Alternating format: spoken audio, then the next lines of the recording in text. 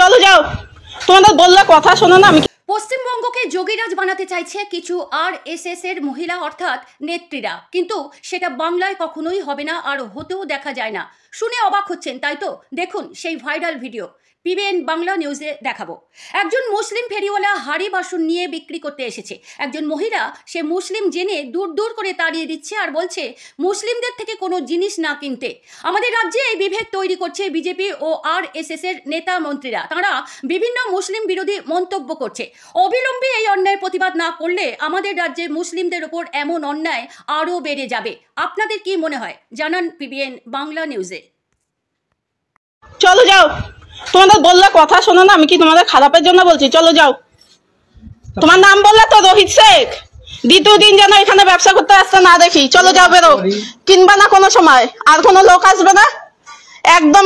এরা এখান থেকে ব্যবসা করে নিয়ে যাবে, আমাদের পয়সায় খাবে দাবে আর কাটবে আমাদের। চলো যাও, যাও যাও যাও যাও যাও যাও না, যাও না। কেন বেকার এখানে চিল্লামিল্লি করাচ্ছ আমাকে? আমি বাড়ি থাকি না তো রোজ রোজ, আমি বাড়ি আছি। যাও, আচ্ছা যাও না, কেন বেকার কথা বাড়াচ্ছ? যাও, চলে যাও, যাও চলে যাও। আমাকে ধরবে তো পুলিশ এসে? ধরুক, আমি ওসব পরোয়া করি না। যাও যাও, চলে যাও। দ্বিতীয় দিন যেন আর এখানে না দেখি। একদম কেউ কেনাকাটা করবে না, জিজ্ঞেস করবে নাম, তারপরে কেনাকাটা করবে। সাবধান হও, আমি এখনো বলে